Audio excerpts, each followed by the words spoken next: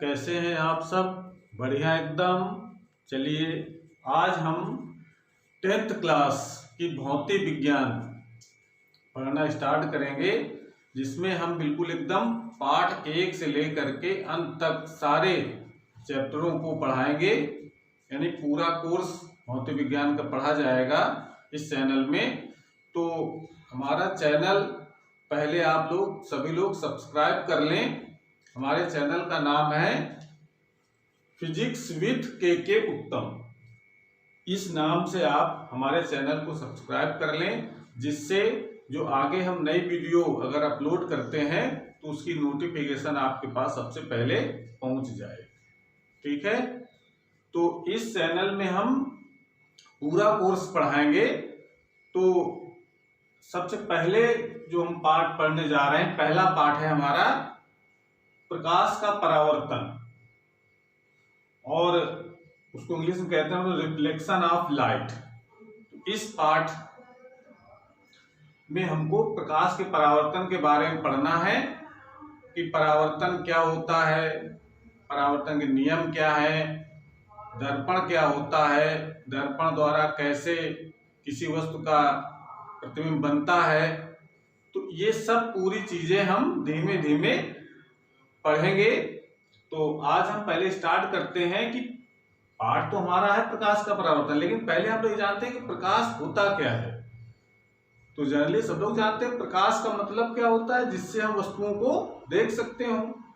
ठीक है ना, यानी प्रकाश जैसे किसी बंद कमरे में अगर चले जाएं तो हमें अगर वहां कोई प्रकाश का स्रोत नहीं है, यानी कोई बल्ब नहीं जल रहा, बिल्कुल अंधेरा है वहां पर, तो वहां पर रखी कोई वस्तु हमको दिखाई नहीं पड़ती है। क्यों? क्योंकि किसी वस्तु से जब तक प्रकाश हमारी आंख पर नहीं पहुंचता है, यानी जब किसी वस्तु से प्रकाश हमारी आंख के अंदर नहीं प्रवेश करता है, तब तक वो वस्तु दिखाई नहीं पड़ती है। ठीक है ना, जैसे हम बल्ब ऑन करते हैं किसी कमरे में जा करके, तो वहां पर रखी वस्तुएं दिखाई देने लगती है, क्योंकि जब हम बल्ब को ऑन करते हैं तो बल्ब से निकलने वाला जो प्रकाश है वो वस्तुओं पर पड़ता है, वहां से परावर्तित होता है, यानी टकरा करके वापस लौटता है। तो लौट करके फिर हमारी आंख पर पड़ता है, तो वो वस्तु हमको दिखाई पड़ने लगती है। ठीक है, तो इसको कैसे लिखेंगे कि प्रकाश क्या है? तो प्रकाश की परिभाषा आप इस प्रकार से लिखेंगे। देखिए एक चीज और बता दें कि इस चैनल में हम सारे टॉपिकों पर आधारित नोट्स भी बनवाते चलेंगे साथ साथ में। तो आप लोग कॉपी पेन उठा लीजिए और साथ में नोट्स बनाना भी शुरू कर दें, जिससे ये समस्या ना है कि एग्जाम में कितना लिखना है, कोई क्वेश्चन आ जाए तो बुक में तो बहुत सारा लिखा रहता है, तो इसलिए हमको उस क्वेश्चन का कितना आंसर हम एग्जाम में लिखेंगे तो उसके नोट्स भी हम बनवाते चलेंगे साथ साथ में। तो साथ में आप कॉपी पेन को उठाइए और साथ में लिखना स्टार्ट कर दीजिए। तो सबसे पहले प्रकाश किसे कहते हैं, यानी प्रकाश क्या होता है, इसकी परिभाषा पहले लिखते हैं हम लोग। तो लिखिए प्रकाश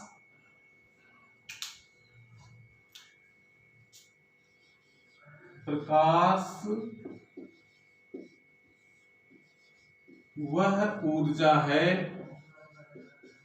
यानी प्रकाश एक प्रकार की क्या है, ऊर्जा है। प्रकाश वह ऊर्जा है जो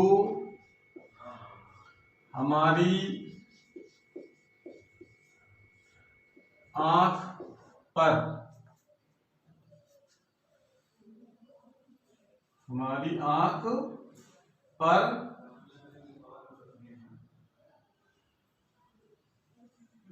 प्रकाश वह ऊर्जा है जो हमारी आंख पर उत्तेजना उत्पन्न करती है।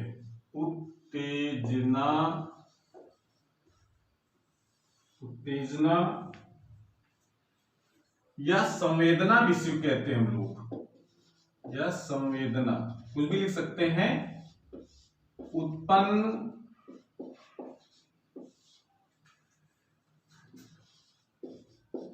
करती है, जिससे हमें वस्तुएं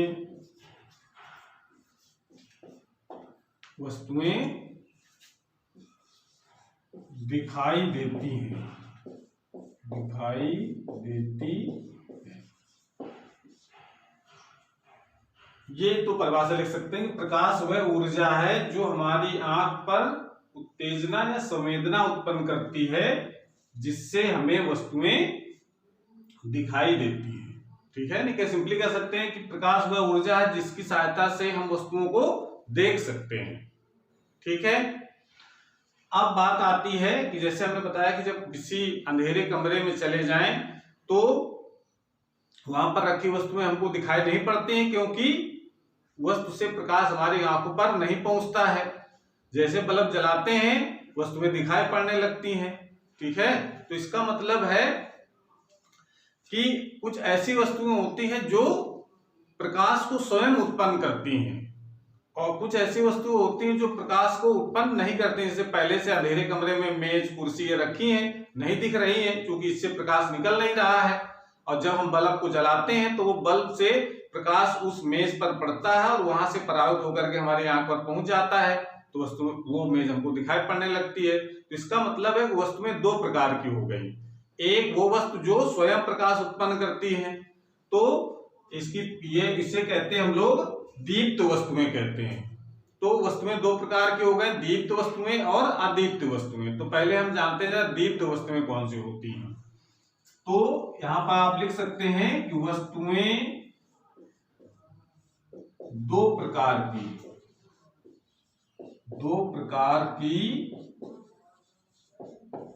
होती हैं। नंबर एक दीप्त वस्तु,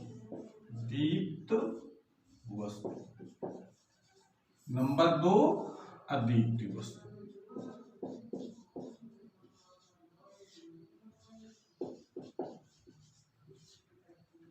अदीप्त वस्तु, ठीक है, ये दो प्रकार की वस्तुएं हो गई, दीप्त और अदीप्त।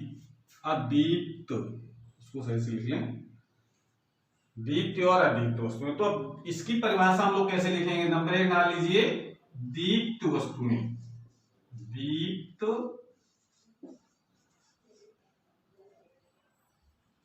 वस्तुएं। तो दीप्त वस्तुएं मतलब क्या होगा कि वे वस्तुएं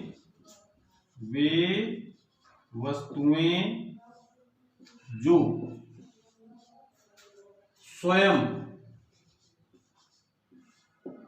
प्रकाश उत्पन्न करती हैं,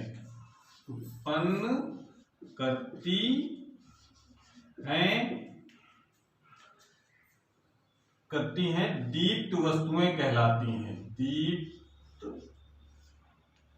वस्तुएं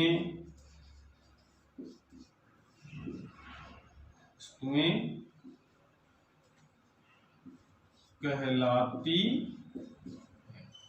अब एग्जाम्पल इसके हम लोग क्या लिख सकते हैं?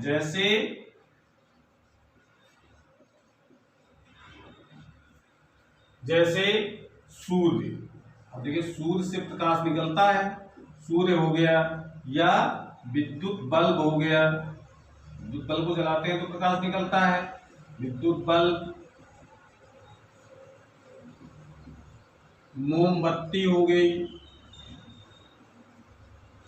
ऐसी बहुत सारी वस्तुएं हम लिख सकते हैं जिनसे प्रकाश निकलता है, और उन वस्तुओं को ही हम लोग कहते हैं दीप्त वस्तु। बात क्लियर हो गई? दूसरा पॉइंट है हमारा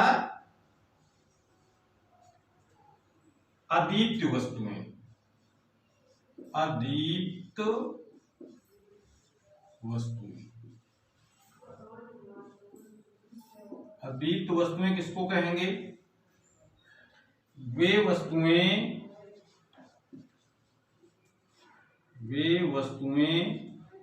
जो स्वयं प्रकाश उत्पन्न नहीं करती हैं।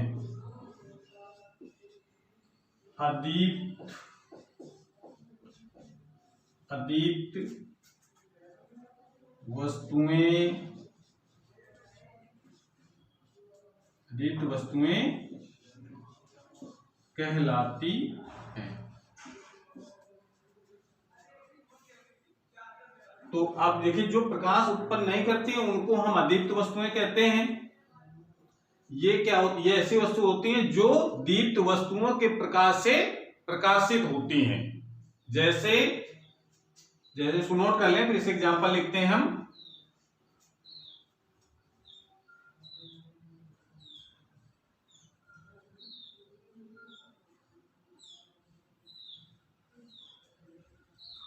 वीडियो को रोक करके, इसको पॉज करना कहते हैं, वीडियो को पॉज करके हम इस जो बोर्ड में लिखा हुआ है उसको नोट करते रहिए आप सभी लोग, जिससे वीडियो बहुत लंबी ना हो।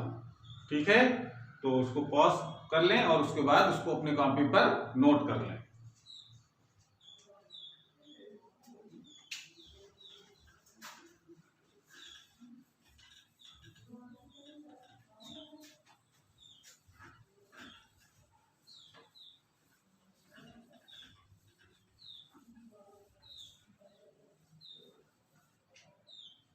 जैसे हम एग्जांपल लिख सकते हैं इसका, जैसे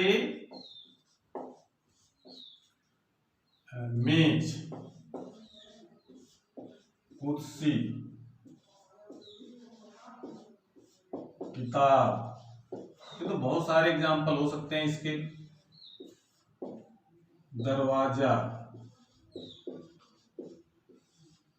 पेन, और यहां तक कि चंद्रमा। चंद्रमा भी हमारी एक अदीप्त वस्तु है।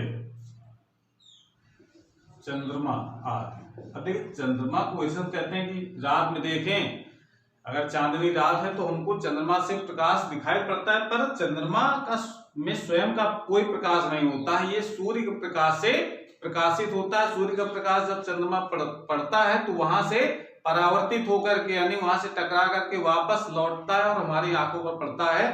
तो ऐसा लग रहा है कि चंद्रमा प्रकाश उत्सर्जित कर रहा है, लेकिन ऐसा नहीं है। ठीक है ना?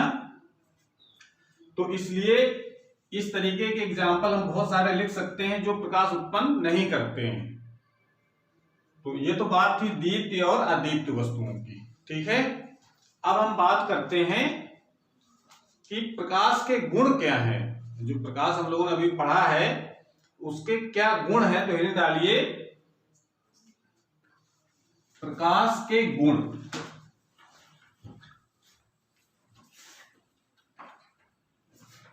प्रकाश के गुण, यानी प्रकाश में क्या क्या विशेषताएं होती हैं ये भी हमको जानना है। तो पहला गुण है, उसको हम डिटेल में एक एक पॉइंट को समझाएंगे भी, पहले नोट करते चलें, उसके बाद फिर हम उसको समझा देंगे। पहला पॉइंट है प्रकाश विद्युत चुंबकीय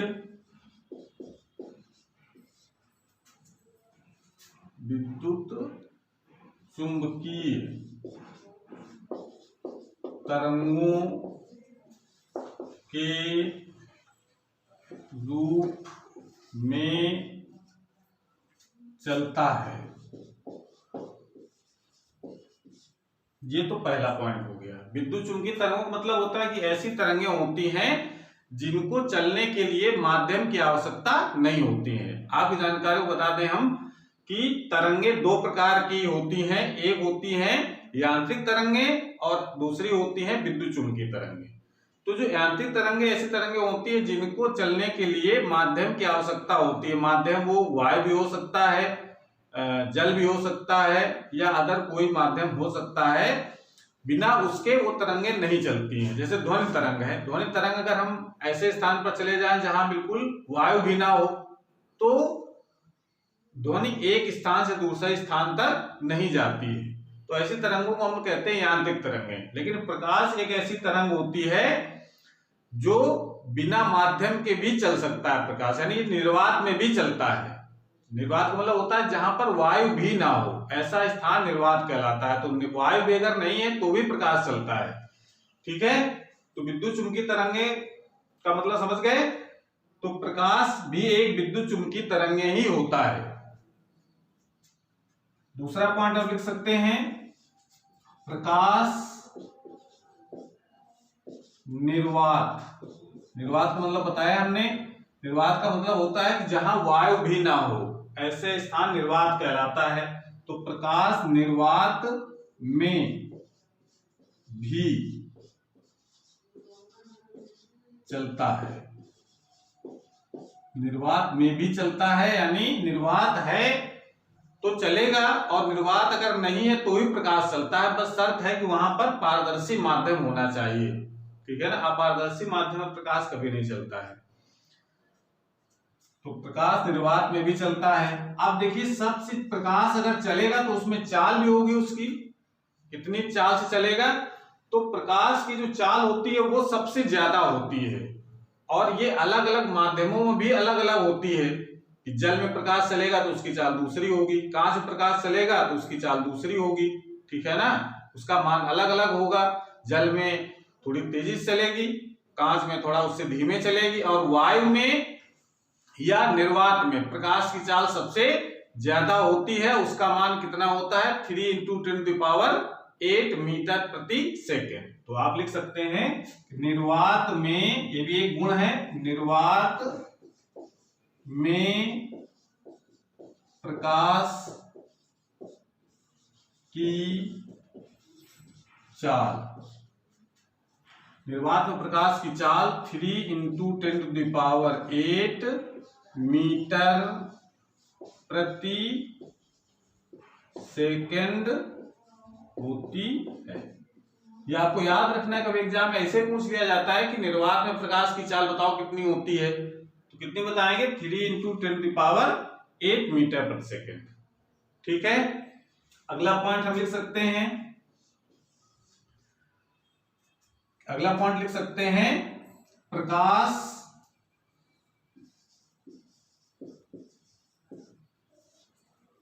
किसी माध्यम में, किसी एक माध्यम में लिख दिया, किसी एक माध्यम में। अगर माध्यम चेंज होगा तब तो उसकी दूसरी कहानी हो जाएगी। केवल एक माध्यम, अगर वायु की बात हो रही तो वायु में ही प्रकाश चलना है, जल में है तो जल में चलने दीजिए। प्रकाश किसी एक माध्यम में सदैव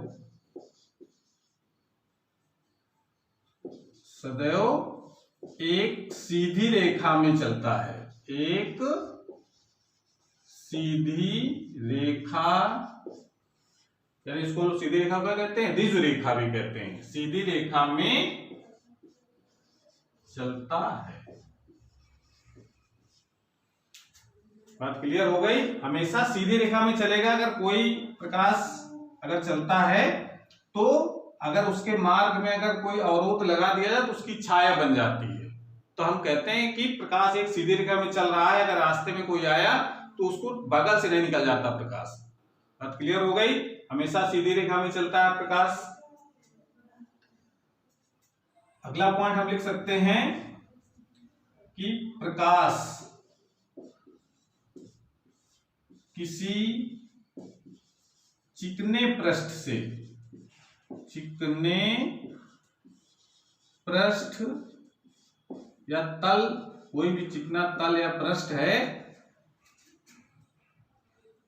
प्रकाश किसी चिकने पृष्ठ से परावर्तित हो जाता है, परावर्तित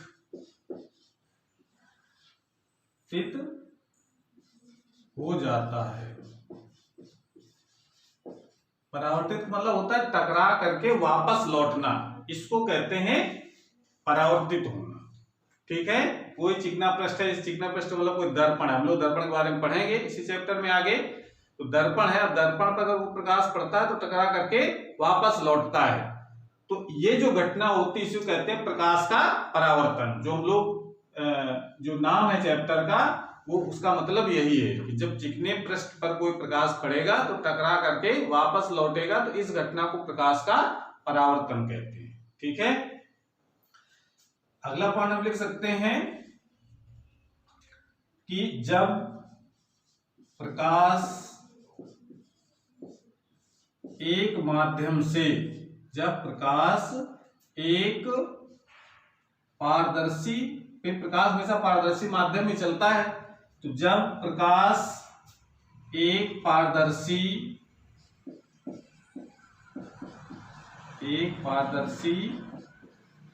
माध्यम से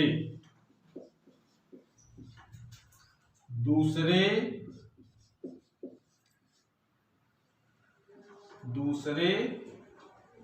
पारदर्शी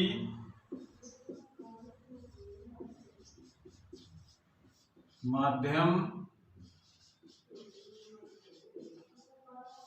में जाता है तो वह अपने मार्ग मतलब रास्ता, अपने मार्ग से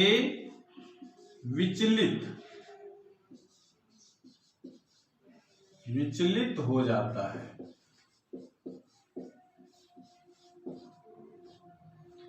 यानी ये इसका मतलब क्या है कि जब कोई प्रकाश किरण एक माध्यम से दूसरे माध्यम में जाएगा, एक माध्यम दूसरे माध्यम में, जैसे वायु से जल में प्रवेश करता है या जल से कांच में प्रवेश करता है, तो अपने मार्ग से वो मुड़ जाता है। यानी जैसे अगर हम ये कहते हैं, देखो यहाँ पर, अगर यहाँ पर ये लाइन में खींचे, इसके ऊपर वायु है ये, और नीचे यहाँ पर हम मान लेते हैं जल भरा हुआ है। जब प्रकाश किरण एक माध्यम में तो सीधा चलती है, हमने पहले पॉइंट लिखवाया है कि प्रकाश किसी माध्यम में बिल्कुल सीधा चलता है। अब जब माध्यम चेंज होगा तो एक्चुअल में सीधा अगर दूसरे माध्यम में जाएगा तो मार्ग इसका ये होना चाहिए, ऐसे उसी सीध में, लेकिन क्या होगा कि प्रकाश जो है मुड़ जाता है। अगर वायु से जल में जाएगा तो प्रकाश किरण जो है वो, ये तो अभिलंब यहाँ पर खींच लेते हैं हम लोग, इसको डिटेल में जब हम अपवर्तन के बारे में पढ़ेंगे तो हम इसको पूरा बताएंगे। तो होता क्या है कि प्रकाश किरण जो है वो अभिलंब की ओर झुक जाती है ऐसे। जब प्रकाश किरण वायु से जल में प्रवेश करती है तो ये जो मुड़ जाती है, यहां देखिए सीधा जाने का रास्ता ये था, इधर मुड़ गई, तो इसका मतलब ये जो मुड़ने वाली जो घटना है ये कहलाती है प्रकाश का अपवर्तन। तो जब भी माध्यम चेंज होगा वहां पर प्रकाश अपने मार्ग से मुड़ जाएगी, यानी विचलित हो जाएगी। ठीक है, तो ये इसके 6 गुण हैं। गुण तो इसके और बहुत सारे हैं, लेकिन वो हम अगली कक्षाओं में पढ़ेंगे। तो ये गुण नोट कर लीजिए इसके पहले, उसके बाद फिर आगे और कुछ बातें बताते हैं आपको।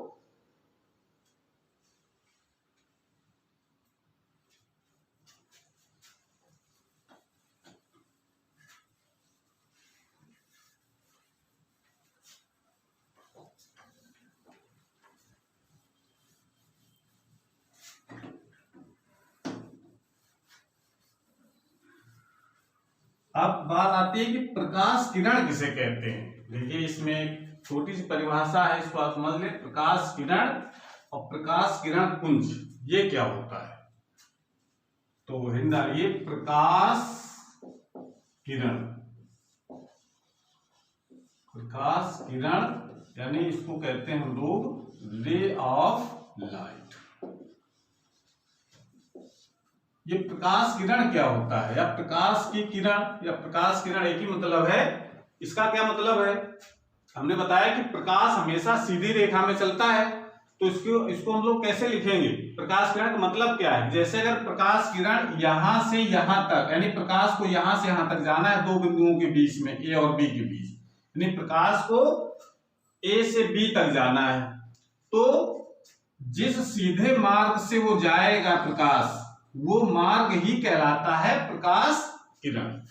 तो इसकी परिभाषा हम लोग क्या लिख दें कि माध्यम में या किसी माध्यम में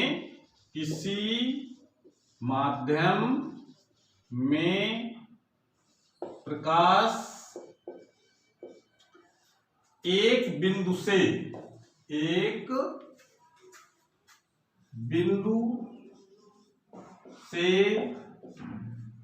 किसी माध्यम में प्रकाश एक बिंदु से दूसरे बिंदु तक जिस ऋजुरेखीय,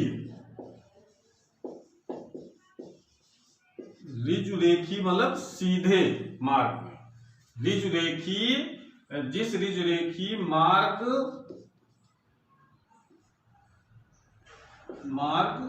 से पहुंचता है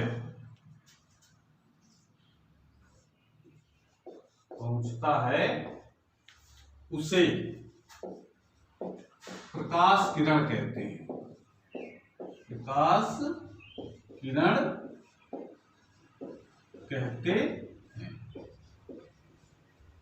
यानी प्रकाश किरण एक बिंदु से दूसरे बिंदु तक जिस ऋजुरेखीय मार्ग से पहुंचता है उसे हम प्रकाश किरण कहते हैं। जैसे ये प्रकाश किरण हो गई, ए से बी तक पहुंच रही है, इसका मतलब ये एक मार्ग बना हुआ है ए से बी तक जाने का बिल्कुल सीधा, तो इसको हम क्या कहेंगे?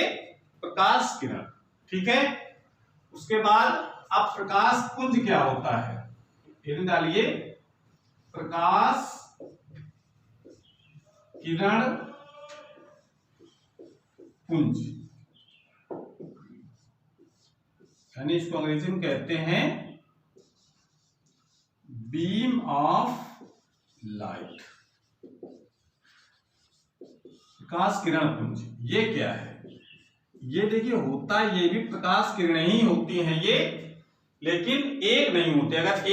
अगर किरण है तो उसको तो सिंपली हम प्रकाश किरण कहेंगे। जब इसी तरीके की, यानी एक जैसी, एक ही दिशा में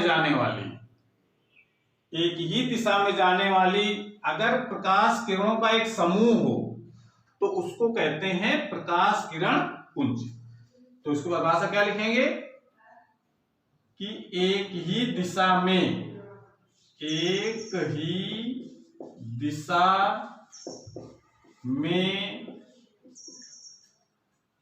चलने वाली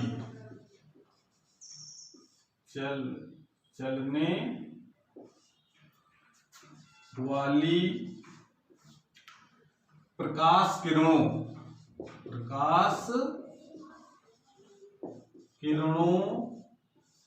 के समूह, यानी ग्रुप, को एक ही दिशा में चलने वाली प्रकाश किरणों के समूह को प्रकाश किरण पुंज कहते हैं। बात क्लियर हो गई? अब ये जो प्रकाश किरण पुंज एक ही दिशा में चलने के 3 रास्ते हैं, तो इसके आधार पर प्रकाश किरण पुंज 3 प्रकार का होता है। तो अभी हम सब चित्र बना करके बताएंगे। प्रकाश किरण पुंज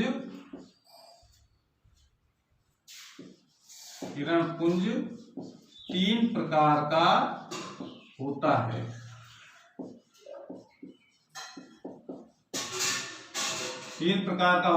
नंबर 1,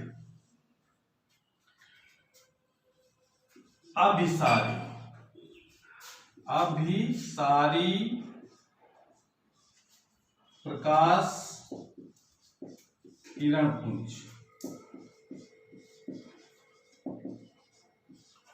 दूसरा होता है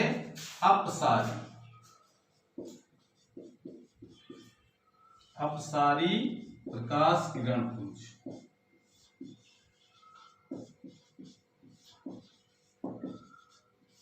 और तीसरा होता है समांतर प्रकाश किरण पुंज। समांतर प्रकाश किरण, ये 3 प्रकार के प्रकाश किरण पुंज होते हैं। ठीक है, इसको नोट कर लें। उसके बाद हम इनको एक एक करके एक्सप्लेन करेंगे।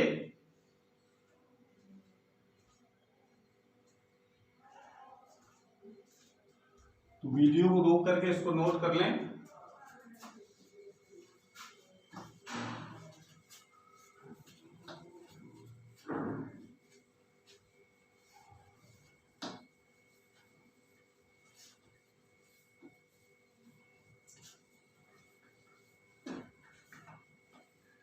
तो इन्हें लगाइए। नंबर 1 अभिसारी,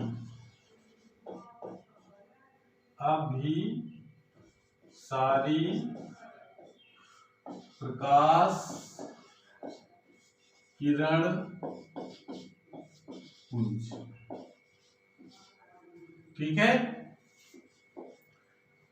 अभिसारी, इसका मतलब क्या है? अभिसारी किरण पुंज का मतलब चित्र के माध्यम से समझ ले, उसके बाद इसकी परिभाषा लिख लेंगे कि अगर प्रकाश किरणें किसी एक ही बिंदु की ओर आ रही हो, यानी जितनी भी प्रकाश किरणें हैं, जितनी भी प्रकाश किरणें हैं वो सब किसी एक बिंदु की ओर अगर आ रही हैं, ऐसे कि ये सब प्रकाश किरणें किस तरफ आ रही हैं? एक बिंदु पर एकत्रित हो रही हैं, तो ऐसे देखिए ये सब क्या है? प्रकाश किरणें हो गई। और प्रकाश किरणों के समूह को हम लोग कहते हैं प्रकाश पुंज।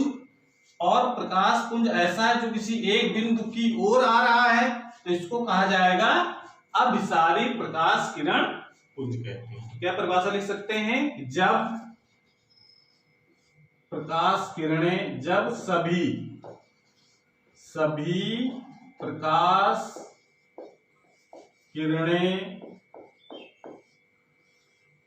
किसी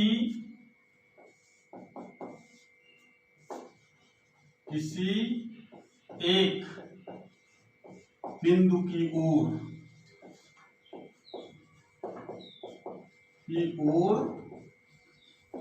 आती हैं, तो इसे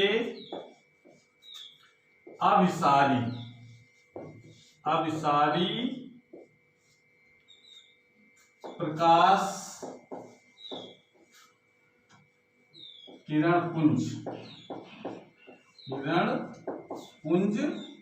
कहते हैं। उसका चित्र हम इस प्रकार से बना सकते हैं। ठीक है, इसको बना लें। उसके बाद फिर दूसरी हेडिंग डालते हैं।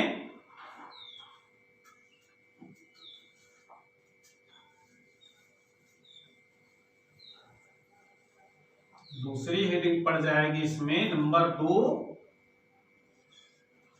अपसारी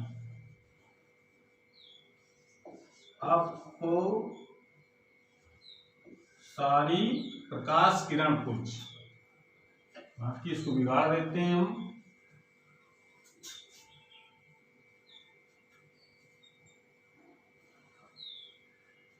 अब इसका क्या मतलब है? इसका मतलब यहां पर यह है कि अगर कोई प्रकाश किरणें हैं, यानी सभी जो प्रकाश किरणें हैं वो किसी एक बिंदु से जाती हुई प्रतीत हों, यानी ऐसा लगे कि वो किसी एक बिंदु से निकल रही है बाहर की तरफ, ऐसे। बात क्लियर हो रही है? ऐसे एक ही बिंदु से निकल रही हैं, तो ऐसे प्रकाश पुंज को हम कहते हैं अपसारी प्रकाश किरण पुंज। ठीक है, इसकी परिभाषा हम लोग क्या लिख सकते हैं कि जब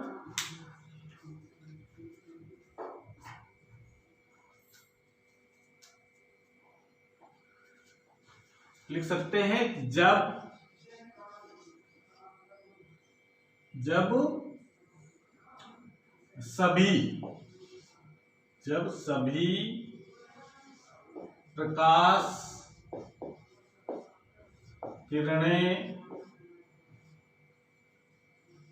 सभी प्रकाश किरणें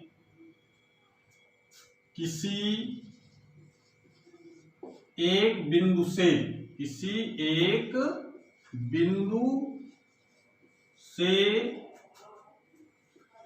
आती हुई प्रतीत होती हैं,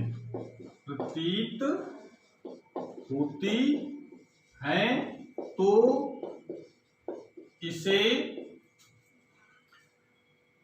अपसारी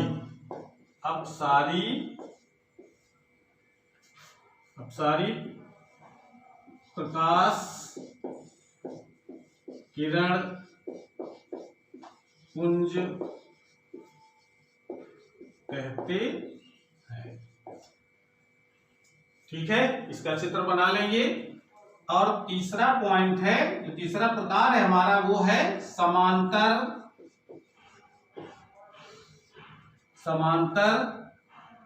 प्रकाश किरण पुंज।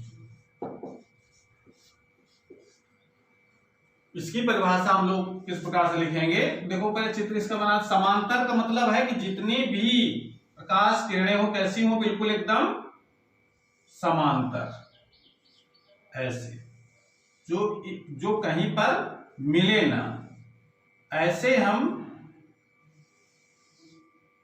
किरणों का जो समूह होगा उनको हम कहेंगे समांतर प्रकाश किरण पुंज। तो परिभाषा क्या लिख सकते हैं कि जब सभी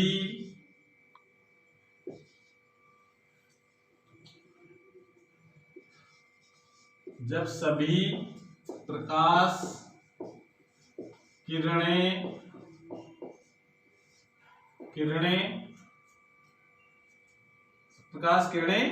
समांतर होती हैं,